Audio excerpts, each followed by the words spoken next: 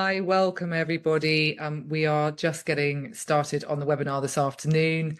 Thank you so much for joining us. I'm going to give it a few more seconds for some more people to join, but a very warm welcome from myself and Patrick to all of you today. So thank you so much for joining.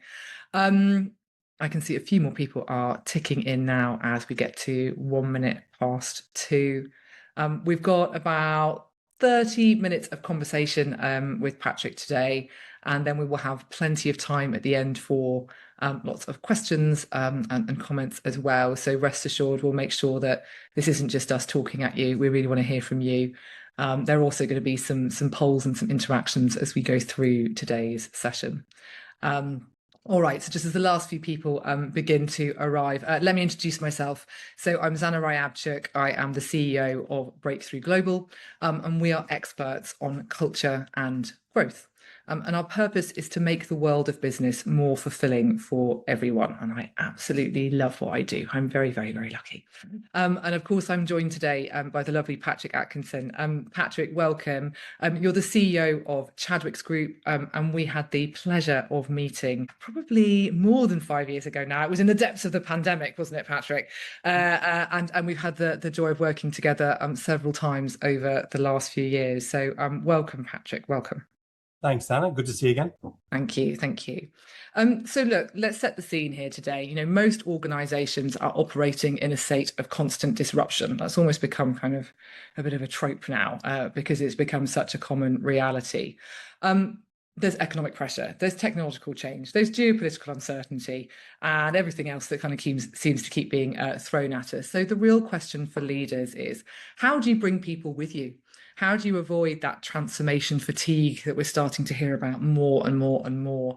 And most importantly, how do you outperform even when markets are tough, things are going wrong, and external forces are kind of wreaking havoc? So that's what today's conversation is really about. And before we dive in, I'd like to just get a quick sense of the people in the room and what's been going on for yourselves. So let's have a quick poll. So what do you think is the most important factor in large-scale transformations? This is going to be a multiple choice. So just pick one. We'll give you 10 seconds to do that. So what do you think is the most important factor in large-scale transformations? Is it execution and discipline, engagement, alignment? Is it mindset shift, or clear strategy and priorities? What do you think is the most important factor? Okay. Excellent. The results of that will pop up in a moment. So Patrick, let's just give people some context, or we can see there now. So actually, the majority of people there at 44% have said that it's about employee engagement and buy-in. That's really interesting. And that's definitely something that we're going to be talking about a lot today, because putting people first has been a crucial part of your strategy, hasn't it, Patrick? So if you can just set the context, tell me a little bit about Chadwicks Group, first of all. Sure. Chadwicks Group is in its heart a general builders merchants business working across the island of Ireland. We have a number of brands. Chadwicks is the primary one in the south. McNaughton Blair's in Northern Ireland. We have parts of our business that have been around for over 200 years. We employ 2,000 people on the island, and we turn over just under $1 billion. The business, as I say, has been around for a long time. I joined 10 years ago. I've been 8 years as the chief executive. And you know what, when I joined in 2015, we had come through that the GFC, the great financial crisis in Ireland. It was probably one of the worst hit from the construction industry point of view in terms of the GFC. So when I joined the business, it had been doing really well. It went through, probably the bones of 10 years of no investment.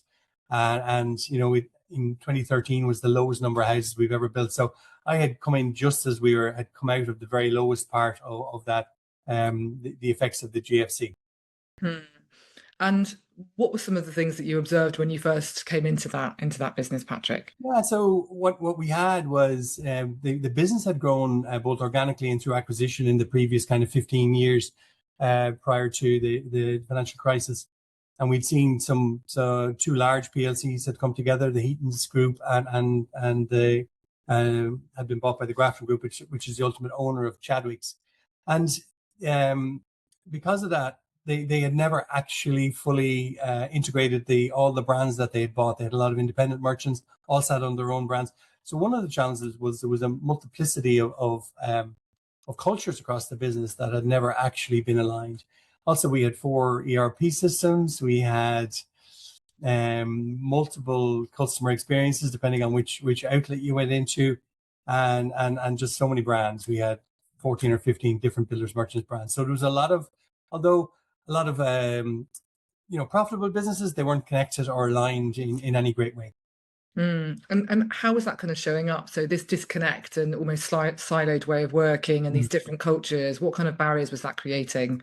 Well, it was great barriers because if we everyone was going in different directions. Everyone was looking after their smaller piece of the business. So it was like herding cats in some ways. They weren't going all in the wrong direction, but they weren't going in the same direction. So and that made it difficult. And we were at a time when we were really talking to our customers about what they needed and the problems they had, and creating, getting rid of paperwork through digitization, and these sort of things are starting to come up. Very hard to do that across multiple platforms, multiple brands, and no alignment. So we started with the customer and what they needed really. And talk to me about the leadership challenge. So you've got all of these different people and all of these different systems going on. And what was the leadership situation at that time as well? Yeah, there was no set leadership team in a narrow sense. There was a very broad, what they called finance and operations team, which was 20 odd people, who met somewhat regularly, but not very regularly. So there wasn't clear objectives set across the business for them. Everyone had a different set of objectives in terms of what they wanted to do for their roles, but they didn't really align to an overall strategic direction. And that alignment piece is so critical, right? We see this, and every single client almost that comes to work with us, and has been the same for many, many years now, comes really with this issue of alignment, of getting everybody on the same page, moving in the same direction. For you, what was the opportunity that alignment was going to create for you? So why was alignment so necessary and important and elusive? Because we had a company of really good people. Like we had a lot of talent in the business. A lot of people knew how to do their jobs and all of that. And I just felt if we could harness everyone in the same direction, we would achieve so much more together and in pockets of people doing lots of different things. So alignment was something very clear to me. But we needed to give them a reason to be aligned as well. We need to give them, I'm going to use a broad, we need to give them a banner to work under that created this sense of unity. So, we started with aligning the IT system so that everyone, across the business was working on the same computer system. We then harmonized the brands. We harmonized the look and feel of all our locations so that we really started investing in that. And we've just finishing that program now. It's been a long time and a lot of investment to do it. But when we started taking down the other independent brands and harmonizing that, everyone worked under one brand. But that wasn't enough. We needed them to understand that we needed uniformity in the way we do things around here, which was around aligning the culture so that we could all be part of that. And in order to do that and get them aligned, we needed everyone to participate in developing the onward looking strategy. And that's really when you guys came into the fold. So I want to talk to you more about that strategy piece in a moment. Let's just bring it back to everybody else in the room and ask another poll question. So this one, we're going to get you to do a free form response and just get a sense of some of the different things that are coming up for people out there. So what do you think is the biggest challenge that's preventing you from growing right now? So you can type anything in here. What do you think is the biggest challenge preventing you from growing right now? I mean, it could be your strategy, it could be alignment, as Patrick has been talking about there. It might be the pace of change. Maybe it's not being able to attract the right talent. Whatever is top of mind for you, we'll give you 15 seconds to answer this question now. So go ahead, type in whatever comes to mind. And we will get a sense of that and bring it back through the rest of today's session. So just a few more moments to answer that. What is preventing you from growing right now? maybe it's a lack of direction. And let's come to that now, Patrick. So how did you create that clarity of direction and that strategy? And we had that kickoff where we started to work together, and it really all came to fruition. But what was your system for that? Yeah, so it started with I pulled together a really strong management team, a leadership team that could, in a smaller group, begin to start with the development of a strategy, and then we included the called the manager group, the senior managers across the business, right down to branch manager level, bringing them together in small groups first, and then in larger groups into workshops, getting them with your help and your team to look at 10 years out, 5 years out, 3 years out, next year, next month, what does that look like? And really to putting together, 3 very strong horizon periods where we identified, right, here's what we're going to achieve in the next 3 years. Here's what's going to be on the plan for 3 years after that, and 3 years after that. And we've kept that rolling system. So we're out to 2032 right now in terms of planning horizon. 2025 was the end of the last one. And every single person who comes into the business, I speak to about their planning horizons. No one gets into, I don't care if they're a general operative, driving a forklift, working behind the counter, or the finance director. Everyone gets the same presentation on here's where we're going. Because it's really important that they can see themselves fitting into that and understanding what their role is within that. And it could be about being brilliant for our customers, So if you're serving a customer, that's your job. Let's be brilliant for them, and all the way through the business, so that there should be no confusion, and there isn't any confusion about where we're going, and what their role is. Talk to me a bit more about those 3-year time horizons, because a few years ago, I would say pre-pandemic and the real acceleration in the volatile world that we're living in, everyone would do a kind of 5-year strategy, wouldn't they? And they sort of trundle through it, and you'd get to the end, and then you'd go again. And now most of our clients can't even imagine a world in 12 months' time, especially with all of AI and everything else, let alone 5 years. So this 3-year horizon's become more common, hasn't it? And I think it really works for you because you're constantly reinventing it, and you're adapting as things are changing, aren't you? No, exactly. And I think 5 years goes, you end up with a hockey stick. Everything is rushed into the last 2 years. So let's bring it forward so that you're only ever like a year and a half away from the end of it, if you know what I mean. It's a good time frame, because it allows you, when you first really to put the foundations in, second years to begin to develop, and third year to deliver on it. Do you know what I mean? So that you're just much closer to the end all the time, and a refresh as well. So I think 3 years works for us. 1 year may be more suitable for other people. 5 years might be for others, but 3 years really works for us. Yeah, and I remember when we first started working together, I was very kind of let's go a bit more gung ho with this. Come on, let's really shift the dial and get those kind of big breakthrough moments. And you were absolutely spot on. You really knew your people well, and you were like, Zannah, we need to go a little bit slower here. And you really embraced our philosophy of the 1 degree shift, and that we don't have to absolutely transform everything all at once. We can stack lots and lots of smaller changes together to have a big result. And it was absolutely the right way to go. Talk to me a little bit about how your philosophies of the 1 degree and how you've used that with the company. Sure. I mean, look, and when I remember standing up in front of the broader leadership team and saying, when we were starting this program and starting to really drill in on change and where we needed to change. And I actually said to them, not everyone's going to like this, and not everyone's going to want to live through it. And that happened. Those who didn't want change and who didn't want to be part of that, they exited the business, and that's fine. And I think, knowing where, when it's right for you and not right for you is really important.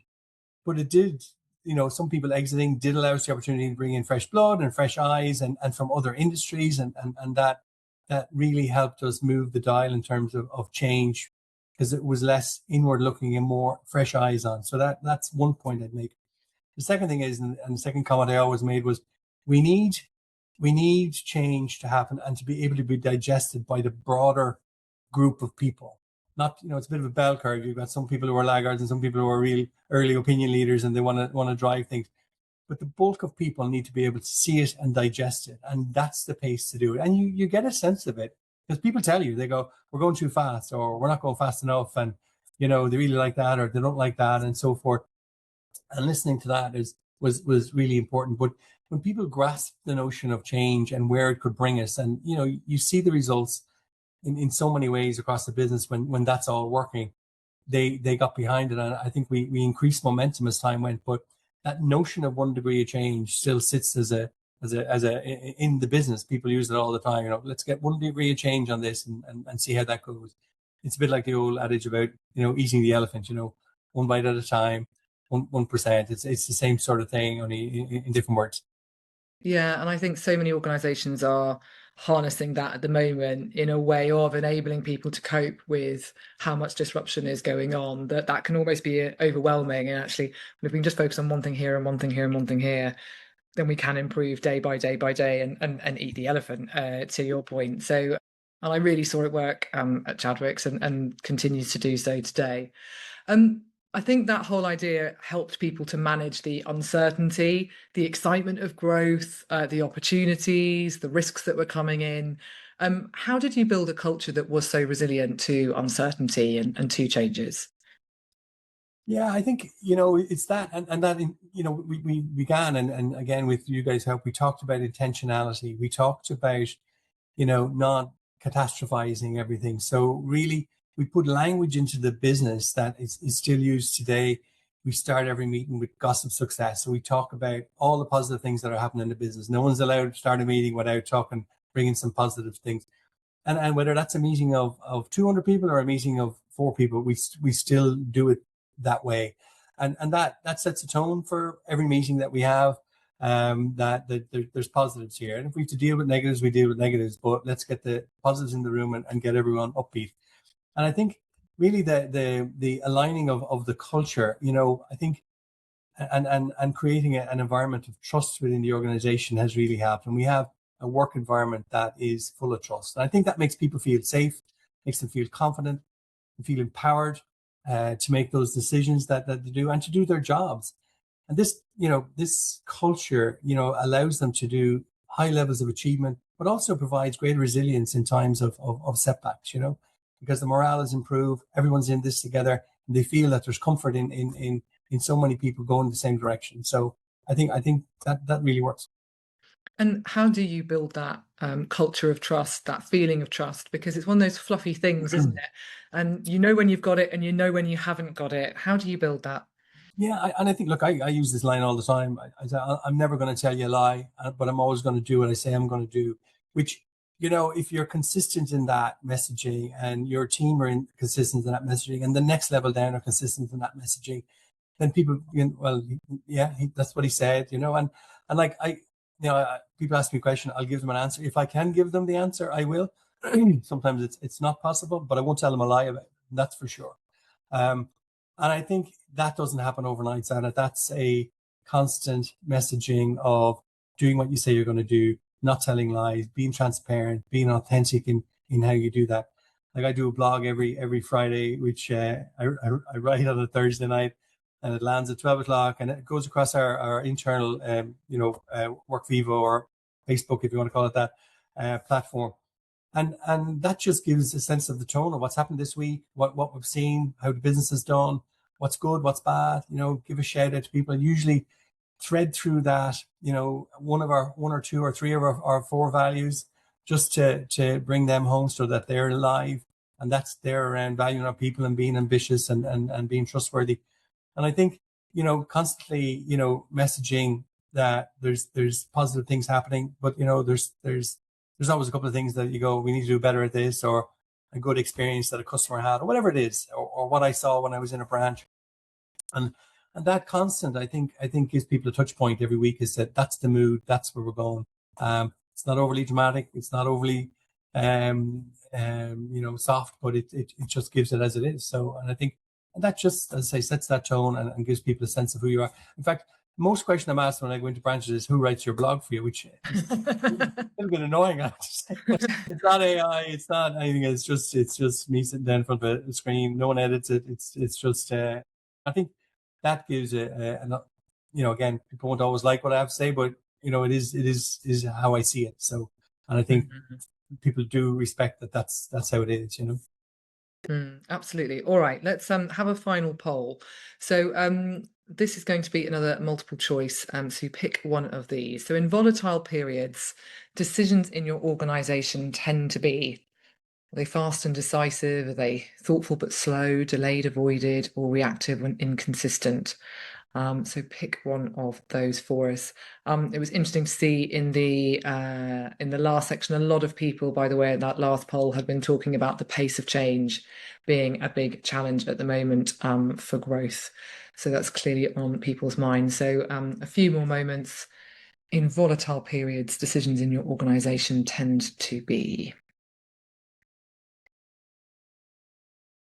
We will get the results of that through in a moment.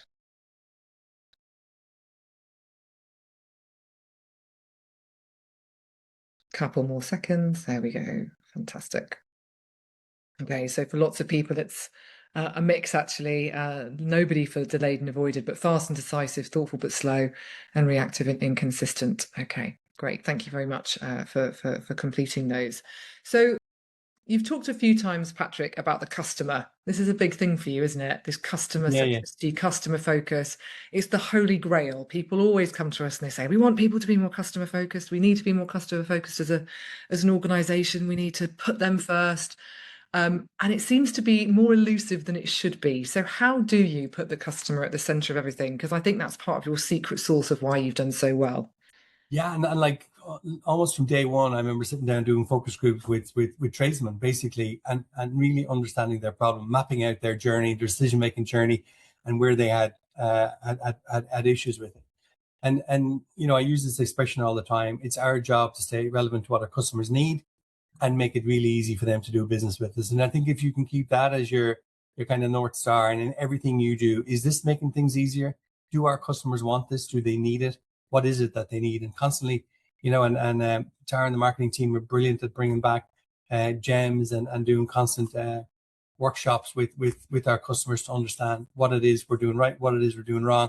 And even as we go back to that 1 degree change, just moving the dial every single time to make it easy for them to do business with. And I think that's really important. Listen to them, listen to your customers and understand them. That's key. And you've made massive shifts in terms of digitizing and improving the customer experience. Talk to me a little bit about your digital transformation, because this isn't typically an industry where everyone's really, really excited about change and doing things. Yeah. Look, if I go back to when we started it, we had basically a static website. It was a catalog website, and that was it. There was no digitalization really. And again, because if we go back to that, it was such a collection of different companies. Moving towards that digital journey, having one brand, one real platform where people would go to. And the first problem we solved was that idea of paperwork. So first thing we launched digital was e-invoicing. It's a long time ago now. It's 7 or 8 years ago. And really, when you look into any white van, there's always bits of dockets and delivery notes and collection notes and invoices and whatever. And they're shoved in jeans pockets and they're thrown in the wash and they can't find them. And this was a big problem. I know it seems like a small thing. It was a big problem for a tradesman. They're like sitting down, reconciling the books at the end of every month was just torture. Well, let's make it easy. Let's put everything they need in terms of paper into soft copies, so they just need to dial in again. And that was really the start of that digital journey. Now we obviously have a full transactional website now, and people with their own accounts. And you sit down with tradesmen, you go, "Do you want to be able to buy online?" And they're like, "Well, will there be a haggle button on that? Because we're a trading business. Everyone wants a deal every day." So they really were convinced that they were going to get, the prices, their price couldn't be on the website. And now, if you've got a trade account, your prices sit in there.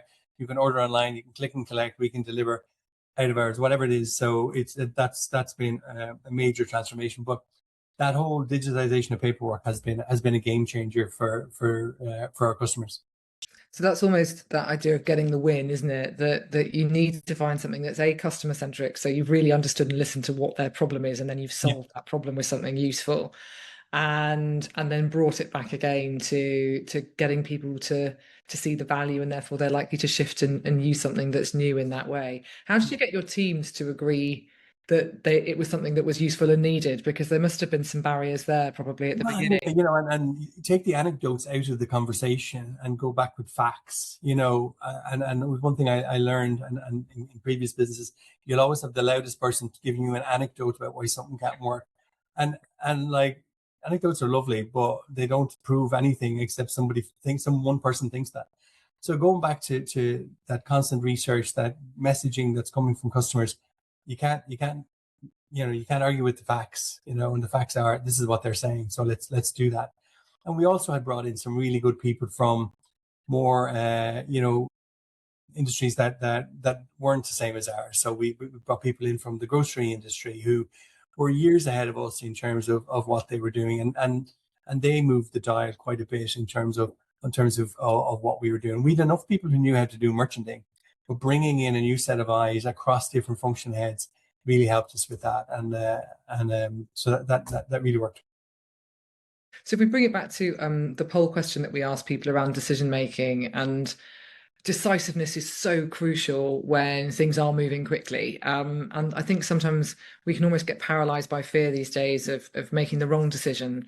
How do you ensure that you are, not necessarily always making the right decision because that's impossible, but you've got the amount of information you need to go out and then you can course correct? What's your process for that, and how do you lead that as Yeah, I mean, CEO? in a number of ways, I'm not a believer you've got to have 100% of all the information before you make a decision. I think you need to get to a critical point where you go, that feels right.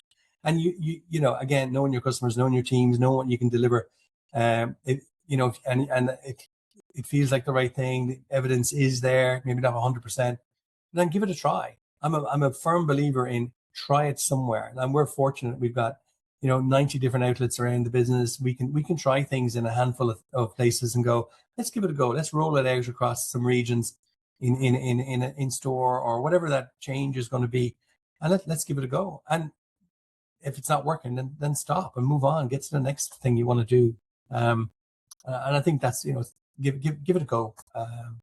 And try and limit it as much as you can. Limit the damage if it doesn't work, and limit the risk. But don't wait till you have 100% of all the information, because the world will have moved on too fast if you do that. Yeah, and it links beautifully that to the fact that you've built a high trust culture. So when you've got a high trust culture, then you have people who are willing to take risks and trial things and do it quickly and then course correct, which builds a kind of virtuous cycle, doesn't it? Yeah, and that trust culture allows people to make mistakes and learn from them. Do you know what I mean? And they're empowered to make those mistakes. That's fine. Just learn from it and let's move on. What does empowerment mean to you? Because it's one of those fat words that means lots of different things to lots of different people, doesn't it? Yeah, and empowerment, it goes back to trust. Do you know what I mean? You empower people to do their jobs in a culture that is a high trust environment, and they trust you to let them do that. And I think, every one of my leadership team are so much better at doing stuff than I ever could be, and let them do it, and their teams, similarly, let people do it. Keep, let's talk about it. Let's decide what we're going to do. Let's keep that door open and just go and do it. This is your gig. This is your job. You're good at it. I love that. I love that. And it's so true that actually we're so much greater with the sum of our parts. We've got all these experts. So make sure that you're using them. We don't have to have all the answers, do we, as leaders? 100%. What's the thing that you love most about the culture, Patrick? What's the thing you love most about the culture at Chadwicks that you've built over the last few years? The thing I love, I'm so proud of the culture of the business, because we get people who join us, and I sit and interview them, and others in the team interview them, and they go, "You're going to love the culture here." The thing I love about it is when people are here, 2 months, 3 months, 4 months, they knock on my door and go, "Oh my God, the culture is like it you said it was," and that people really enjoy working here, and it's an environment where it's okay to have fun doing your job. And I think that permeates throughout the business. Everyone, there's no reason why you can't be fun. And in fact, the more fun it is, the better you're going to enjoy it, and the longer you're going to stay with us, and the better you're going to do your job. So, yeah. So you see that actually to enjoy it and having that kind of level of fulfillment, it's got a direct correlation to the results that you've managed to deliver over the last few years, right? Yeah, no, 100%. I'd one colleague came to me. He was looking for, he wanted to be on the senior leadership team. He goes, I want to join that room that laughs on a Monday morning when you have your meeting. which I thought was just great. That's how people saw it, that you actually can have fun doing your job. I mean, there's a lot of serious conversations in that room as well, but Yeah. there's no reason it can't be fun. Okay, so if you're kind of thinking about talent and bringing new people into the organization, what can they expect if there was somebody new starting tomorrow? So this wonderful culture is one thing. What are some of the other things? Maybe it's to do with, I know you're very keen on your values, Patrick, and they really are not just like bits of stuff that's stuck on a wall. You all really live your values, don't you? What else would there be? Yeah, look, and as I think I said earlier, I speak to every single person who joins this business, and when they join the business, and I talk about the values, and that's really important. Not restricting who we bring in, bringing people in from other disciplines, making that thought, um, that challenge of thought as diverse as possible, so that and I think that's something that we've seen in the business, creating not just gender diversity, but diversity of people from different walks of life, from different countries, people now are seeing the benefit of that, and that just adds another wonderful layer to the culture that we have in the business. That it's okay to respectfully challenge anybody on anything, and call them out if they're stepping outside of where we said we were going. Yeah, fantastic. And what's been, in terms of our partnership, Breakthrough's impact for Chadwicks? And I know this is a word that's used a lot. It was transformational for us because it did in what I'm going to say, a relatively short period of time, what I think would have taken us years to get to.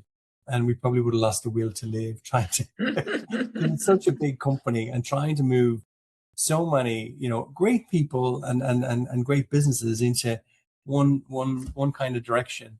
I think it would have taken a lot longer without intervention from yourselves. So, and that's not just because you're sitting on this call with me, but Yeah, I'll slip you 50 quid later. It's all right. genuinely, I think the job Breakthrough did for us was transformational. There's no other way of saying it. Oh, thank you so much. Thank you. So the big question, what's next for Chadwicks Group? Yeah, continue to grow. We've got those horizons to get through. There. Well, the industry is changing. The industry is changing faster now than it was 10 years ago, because we've got AI is being used. God, who thought the building materials groups would be using artificial intelligence? Robotics are being used on site. There's so much in terms of modern medicine construction happening that we're leaning into. It's moving at a pace now, and again, we need to stay relevant to that, and really make it easy again for customers to do business with us. Yeah, absolutely. So those horizons are going to keep coming. They're going to keep coming. Well, look, I wish you well with it, Patrick. We're going to move on to Q&A now. Thank you so much for candidly answering all of my questions there. Yeah, we've got a couple of questions have come in already. So as a long-standing investor, perhaps the most unsettling thing to hear is the emphasis on fresh blood. Promote from within or stand to lose the tacit knowledge of high-performing managers. Would like to hear some commentary on that, please. So a tough question for you there, Patrick. Sure. Well, look, we promote from within as well. It's not it's not all new blood. But I think a healthy mixture of both. And we've such a learning and development programs now for bringing young managers in and bringing them through an 18-month program where we promote them to roles. We have a good pipeline now of management who are well educated, growing up in the organization, and that's been and that's definitely part of our future.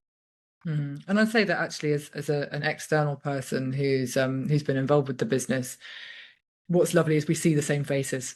So we see the same faces and we're seeing them progress, which is always one of the joys of our role, because we take a long-term approach, is actually, whether it's a Patrick or Jane or all these other wonderful people that we have the opportunity to work with again and again and again, or Ken, you see people progressing over time in your organization, and then you see some fresh faces joining too, which to me is always a very good sign. We've got another question here. So what are the key leadership behaviours that were non-negotiable during this growth journey? What were the leadership behaviours that were non-negotiable? Yeah, I think having that transformational growth mindset, amongst the team was really important. I think having that forward-looking vision is so important to us. having alignment for growth. And I think that really is it. That transformational leadership piece is really non-negotiable. We really need people to be forward-looking. And actually, just remind me your values, Patrick, because I think that there's something in there about ambition, isn't there? So that needs. No, ambition is one of being ambitious and entrepreneurial and valuing our people, being trustworthy. They're all part of our value set. Yeah. Yeah, fantastic. And another question here. Looking back, what would you do differently if you had the benefit of hindsight? That's the evil question I always think. But no, I mean, there's so many things I would do differently, because you don't get it right, do you, all the time? I mean, probably would have started some things earlier. Had a greater belief earlier on that this business could be transformed. But it wasn't until I understood that I could actually push forward. The people in this business are amazing. They really are. And I needed to learn that. So probably didn't move in the early years at the pace I should have. And probably, hindsight's 2020, isn't it? Like we moved, we accelerated the pace once, I had a sense of that and a sense of the quality of the people that we had in the business. So yeah, that's probably what I would have done. I would have just done quicker, earlier. Quicker and earlier, yeah. Which is, again, it's easy to say in hindsight, but it's always hard to see in the moment. We did have COVID thrown into the middle of it all, just to throw that rock into the pond. So that kind of delayed things for a while, yeah. Exactly. So you went from kind of Brexit to COVID to coming out the side of that to commodity price fluctuations and inflation and all of the other things. And now, of course, you've got the AI transformation to get your teeth into. So it's all been going on. I think that is the sum of our questions for today. So look, Patrick, thank you so much. It's been really, really interesting. Certainly my observations of this organisation have just seen it go from strength to strength, and I'm sure that the future is very bright on those horizons. So we wish you very much well with it, and thanks again for joining us today. And thank you to everybody else who's been involved and taken part and stayed and listened. So thank you, Patrick. Thanks, Dan, and thanks to everyone for joining. Excellent. Cheers. So, look, if today's discussion has sparked any ideas about what's happening in your own organisation, of course, we would love to continue the conversation. So there's a chance for any of you to explore specific challenges with me. We can share some practical insights and see some approaches that might work. So no obligation, no pressure, but if you want to have a phone call, then do sign up to do so. You can do that by responding to an email that we are going to share with you tomorrow that captures the top 5 summaries from today's webinar. So there'll be an email hitting your inboxes tomorrow with the top 5 summary points from today's webinar, and you can schedule a call with me by replying to that email. So thank you very much. Have a wonderful afternoon, everybody. And thanks again, Patrick. Bye. Thanks, Zannah. Cheers.